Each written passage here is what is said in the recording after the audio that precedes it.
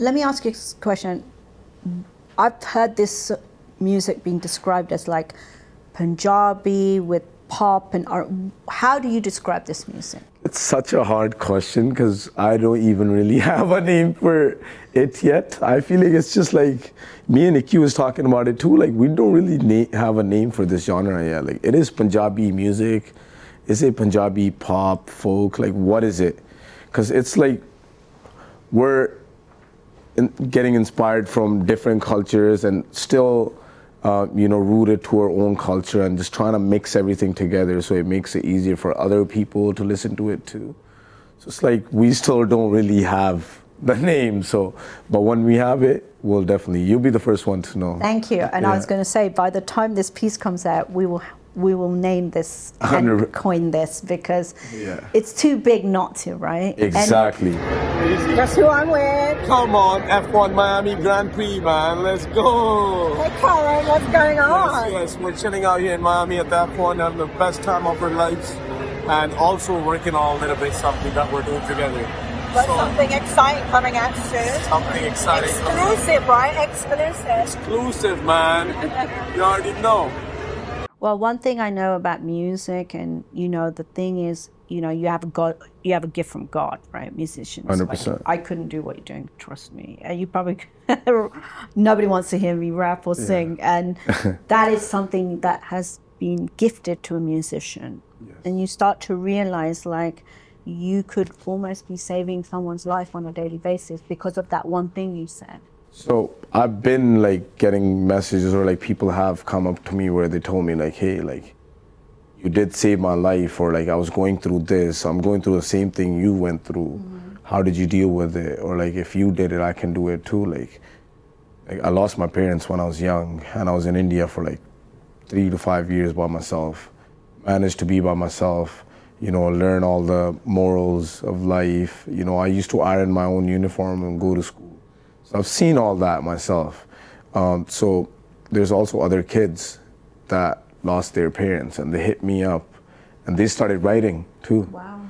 So it's like, it shows me like, okay, at least they have a hope just because I did it, they have that hope. And I'm pretty sure if they keep doing it, they'll make it, especially if they're good. And most of them are good. Coming from where I come from, like I'd never thought like this would be the life that we're living today. Like I'm very grateful, like even especially through music, getting all this, like all the love and support.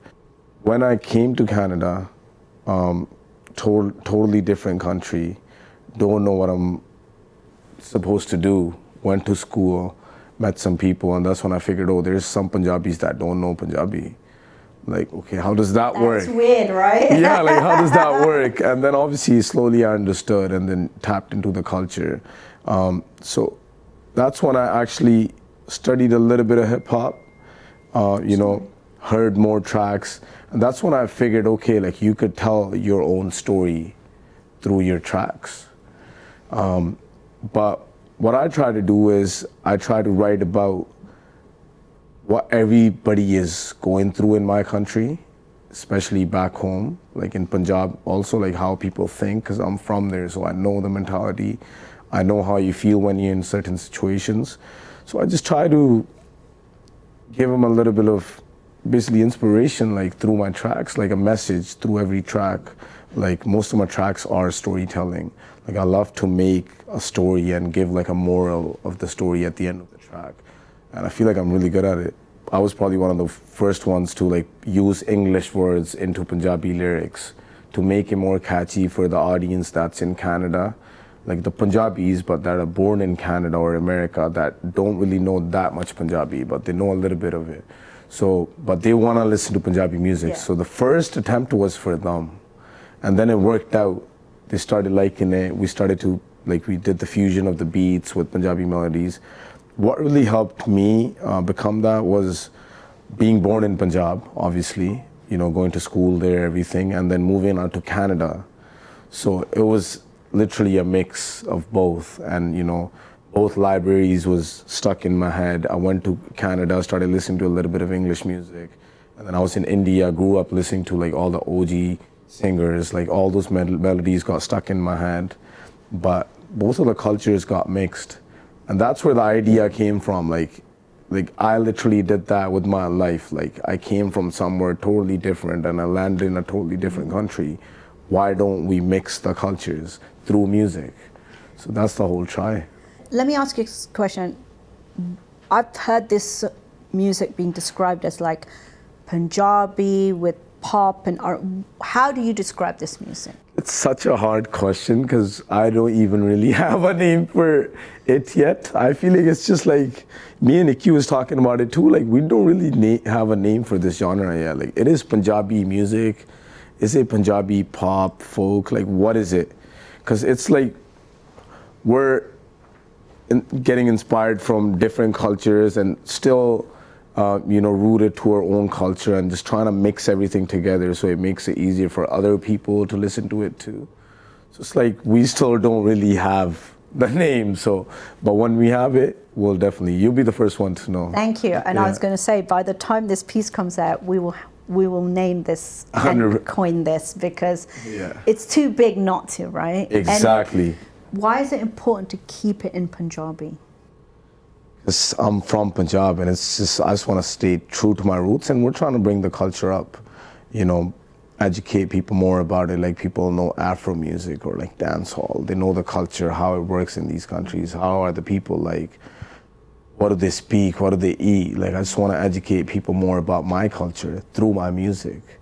And I feel like slowly, it's not going to happen overnight, but the more we talk about it, the more songs we put out, the great music we do will help it become into a thing, Punjabi is the person and it's also the language, right? Exactly. So when you say a Punjabi person is like a Punjabi person, and Punjabi is also a language.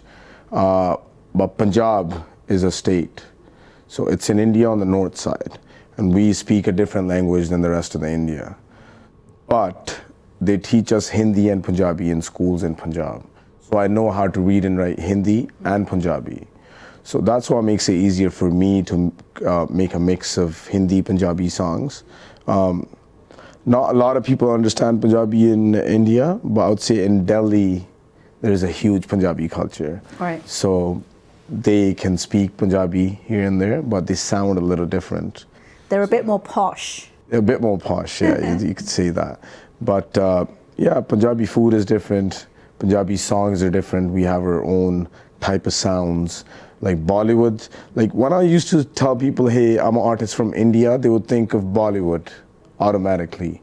So Bollywood music and Punjabi music is two different things. What's the difference between Bhangra? So Bhangra is Punjabi music. But Bhangra is usually on like, we have a Punjabi drum called Tol. So we do Bhangra on that. But we don't necessarily use Tol in every Punjabi song anymore. But we used to use that. Why not? Because it's just like, we're just trying to create fusion. This it just new doesn't. genre doesn't. Okay. Exactly. Because that's the traditional, like a sitar or something. Exactly. Yeah, okay. We might use it here and there, but in like some other ways. We flip the sounds. So yeah, Punjabi sounds are different. We have our own keyboard too, like it's called harmonium. But that's like mostly an Indian thing too. Okay. You could say like an Indian instrument. But yeah, it's the note side of India basically. And that's the funny thing that one of your fans said, like Punjabi never used to be cool to be like it wasn't cool to speak Punjabi. Exactly. But now you guys are making it so cool that he's saying that one of the things he did, because he's more Hindi speaking. Yeah. He translated all of your songs just to know how to sing them, because it used to be something that was not looked at as cool, but now it's so cool and not everybody knows the real. I wrote my first song when I was 15 years old in India. And my first song as a lyricist came out when I was 17. But these are all the local singers from Punjab.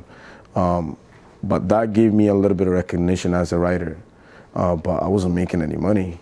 And that's what it's all about. So I was like, okay, I need to step my game up. And another thing that turned me into a singer was I would always record these dummies in my own voice, like the rough songs. Oh, yes. And I would send it to another singers, and it wouldn't sound the same. So I was like, why am I even doing it? Like, they can't deliver the same. So let's just do it yourself. But the hardest part was finding the right team, Shout out to Deep Jandu. He helped me a lot back in the days. Just gave me a studio to go into, because just having a studio and somebody to record you, because I don't know how to record myself, so I needed a producer. So I had a spot. I would write for other people, record my own songs, and just figure out a way to produce and just make the videos and just put it out there. And we did it, and we just kept doing it, and it all worked. You just came off your tour.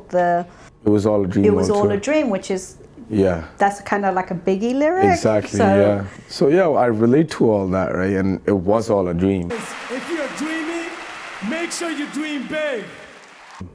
And I did listen to Biggie a lot when I was in high school. But yeah, it's all like the whole influence just came, like it's coming from India, being here, listening to this music, listening to that music, still staying true to your roots, that's the whole try. Like I'm still trying to make the fusion happen, but still stay true to my roots. You got sold out shows, congratulations. Thank you.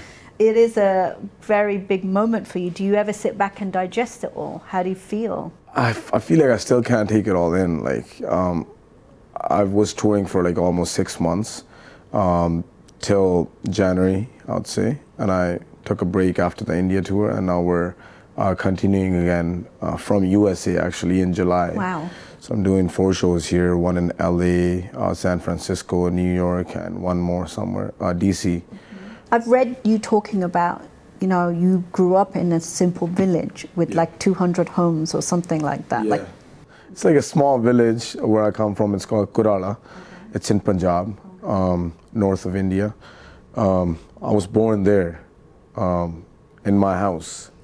really? Yeah, like I'm not a hospital baby, so Wow. that's kind of crazy. Like it amazes me. It's kind of amazing though. So imagine like the culture back then. I'm not even I'm born in '97, not even that old. But even back then, they didn't really take me to a hospital. Like my mom had a delivery at a house. So it's crazy to think about that. But yeah, I come from that village, and it's only like 200, 250 houses in the whole village, and it's in the middle of nowhere. There's just farmland. The whole culture is farming. I'm imagining this little village that you were born in this house with 200 homes, and now you are selling out stadiums worldwide. Everywhere. I went to Chandigarh, and that was the closest city to my village. And I did a show there, and I think 30,000 people came to see me. And I also had some of my friends that used to go to school with me and stuff. So I was like, I called one of my guys that used to go to school with me. I told him, like, how did you feel seeing me up there? Like, I really want to know your point of view. Like, I went to school with you. Like, we went to kindergarten together. Like, I was with you till grade 10. Like, how did you feel seeing me up there? He's like, bro, it's a surreal feeling. I can't believe it. And same with me. Honestly, if I say I can believe it, okay, yeah, I can take it all in, I'll be lying right now. I don't know how it all happened, and I'm just grateful. Yeah. Well, you're on a high just like this genre. Yes. So exciting times. Yeah. I noticed that this new sound that you guys are talking about, I've noticed there's like a lot of is street culture. Yeah. But there's also known gang culture that's within the Punjabi community, mainly predominantly in Vancouver. Is that something that seeps into things? I would say in Canada, yes, and in India always. It's been there always, but it's just like we're witnessing it right now, like me as an artist, because I just, became big or like started doing shows, whatever. So I'm witnessing it now. But even like old Punjabi singers were going through it. People like Chamkila, I don't know if you know, they all went through like extortions or like gang violence, which makes it really hard for you as an artist. But I feel like it's getting better now. People are understanding more, and the artists are talking less about violence. So even I try, like we were talking with the team earlier, like there's 6-year-old, 7-year-old kids listening to my music, and they know the songs word for word. When I tell you, they're singing these songs back to me, looking into my eyes. So that just like amazes me and just makes me realize like, okay, I need to talk about more real stuff. Like I don't want these kids singing about guns or drugs or like all that random stuff. So I feel like I have a big responsibility over my shoulders too. Right. So yeah, I try to keep that balance in my songs, and that's the try. Like my song, like 52 bars, like I'm talking about struggle, success. I don't know, people hating on you when you don't, not giving a single F. Right. But it's just, and at the end of that song, I say like, if you don't get food on your plate, just cook yourself. You know what I mean? Mm-hmm. So it's like stuff like that. When you give messages, like even small messages in every song, it just means a lot.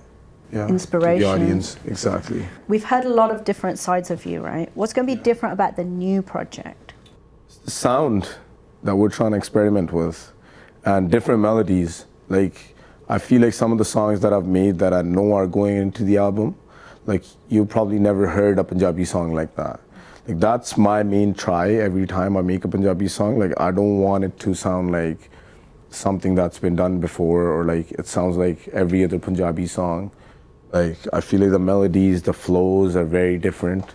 The lyrics, obviously, we try to put a lot of English words, or like words for the more pan-Indian audience. It is Punjabi, but like it's easier for everybody in India to understand. So I tried to keep the balance, and there's also songs that are more like local. You know, I'm speaking more like local Punjabi accents, and like then I Tate Punjabi. yeah, like Tate Punjabi. I didn't even know you know that word, but yeah, Tate. You know, Tate Punjabi. exactly. Okay, what's the name? Come on, I have a few. I'd love to call it Punjab Beats. You would? All right, there you go. Punjab Beats. I think we It's said Punjab it. Beats Punjab family. Beats. Well, I said to my editor, I'm going to do Punjabi Pop. Yeah. P-Pop.